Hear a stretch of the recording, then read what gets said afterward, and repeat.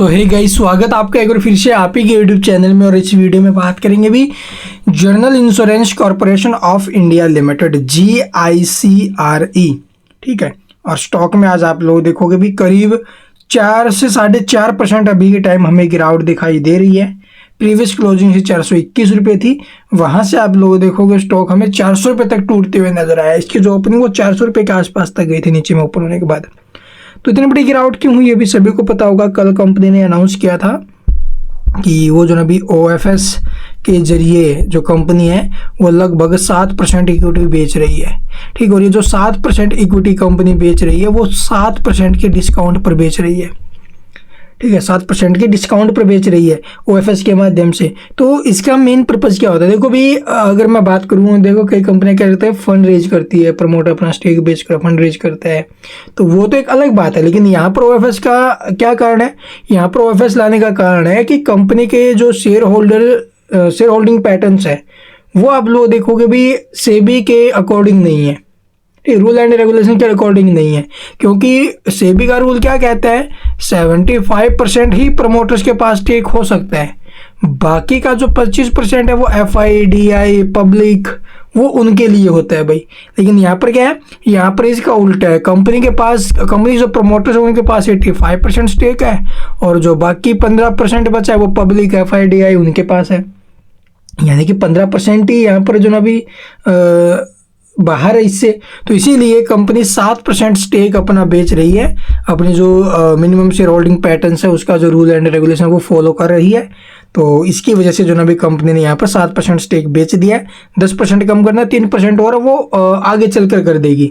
तो ये कंपनी की तरफ से अपडेट है, जिसकी वजह से जो शेयर है वो हमें फिसलते हुए नजर आया है।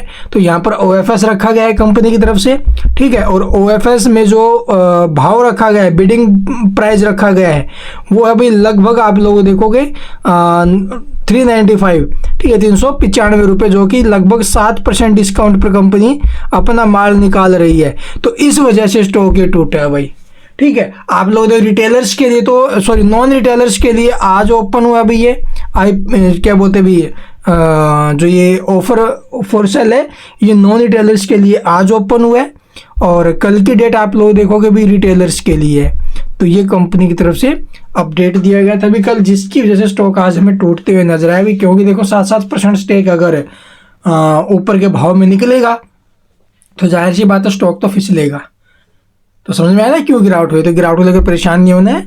और जिस भी भाई को इसके अंदर इन्वेस्ट करना है, कोई सोच रहा है कि मैं OFS के माध्यम से खरीद लूँ, तो स्टॉक ऑलरेडी आप लोग इसी भाव के आसपास आए हुआ। अभी कहाँ आप अपने ब्रोकर से बातचीत करोगे, फिर OFS में जाओगे, तो सीधा यहीं से स्टॉक आपको मिल जाएगा 400 रुपये के आसपास। 400 के नीचे में 395 के आसपास अगर जाए तो वहाँ से मौके बन सकते हैं, बट चलना पड़ेगा लॉन्ग टर्म के लिए।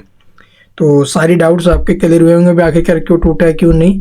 इसके अलावा कुछ पूछना कमेंट में पूछ सकते हो। अभी 17,588 करोड़ की मार्केट कैप वाली कंपनी है।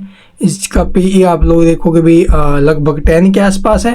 जो इंडस्ट्री पी से भी ठीक है भी। RSI MFI आप लोग कंपेयर करो तो RSI इसके ठीक ठाक रेंज में 60 के आसपास है, और MFI थोड़ी सी हाई 81 पर पहुंची हुई है। और इसका जो बाउंड वीक हाई है 467 रुपये, वहाँ से स्टॉक में एक अच्छा खासा फॉल भी बना हुआ है। तो ये टोटल अपडेट्स। अभी इसके अलावा कुछ पूछना है तो कमेंट में पूछ सकते हो। चैनल को सब्सक्राइब नहीं किया तो सब्सक्राइब करना बिल्कुल मत भूलना। और लॉन्ग टर्म के लिए इसमें अगर आप लोग इन्वेस्ट करना चाहो तो देखो भाई, कंपनी रिजल्ट्स वगैरह भी काफ़ी अच्छे दे रही है, फंडामेंटली स्ट्रॉन्ग है, ठीक है, वैल्यूएशन के हिसाब से भी ठीक है। तो लॉन्ग टर्म के लिए इन्वेस्ट हो सकते हैं। Thank you for watching the video.